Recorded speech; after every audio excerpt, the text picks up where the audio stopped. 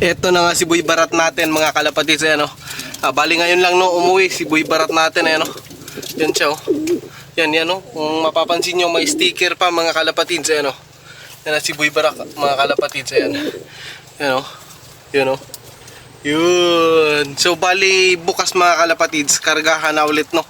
Para sa 7 lap ng 12 laps na palaro ni Sir Alan Hugardi.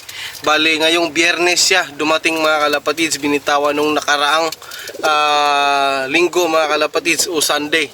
So ngayon lang siya umuwi. Ayan mga kalapatids. Naano lang ako mga kalapatids dahil may ano pa siya dito sa kanyang ano, may laman yung butsi niya no. Parang feeds yung kinain niya. Siguro nahuli to. Di lang alam no nang nakahuli yung mga sticker na ganyan. Yan o. Yan o. Yan. So pumunta ako dito ngayon mga kalapatids, balas 11 na, 11:34 na. Pumunta ako dito para bisitahin no itong si Boy Barak natin. Ayan. Nang pagpunta ko dito, pagbukas ko ng pinto, eto na yung napansin ko. Ayan o. Akala ko si Boy Barak yung nakikipag-awayan dito sa anak ni Raya, kapatid ng white grizzle natin, nakikipag-awayan. Akala ko si Boy Barak.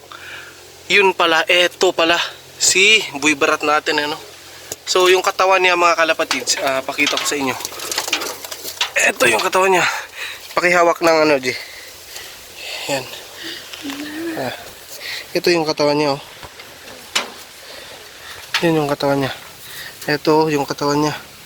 Ayan, oh. Ayan. Hindi ganong mapayat. Yan, oh, may laman yung ano, butsi niya, oh. Ano? Hindi ka, may nakainom siya ng tubig, pero may mga ano, parang may mga feeds. Ayan, oh. Ito yung bagwis niya. Ano? Wala namang ano, ayan, may sticker pa mga kalapatids, oh. Ayan, oh. Yan si ano natin, si Boy Barat. So eto mga kalapatids, siguro bukas kakarga pa rin natin si Boy Barat at si Boy Barak natin mga kalapatids. Ano? Yan silang dalawa. Yan na, yun. Kung sino man yung nakahuli nitong ibon natin na to, maraming salamat dahil binitawan mo no yung ibon ko. God bless po sa nakahuli at kung meron mang nakahuli at binitawan, God bless po sa inyo. At sana po marami pong blessings na dumating sa inyo dahil po napakaswerte ko po dahil nga binitawan nyo yung ibon ko mga kalapatids, ano. Ayan na, kumpleto na yung ibon natin dito. Kumpleto na silang lahat. Isa lang yung kulang nung nakaraang week mga kalapatids. So ngayon, kumpleto na yung mga warrior natin dito.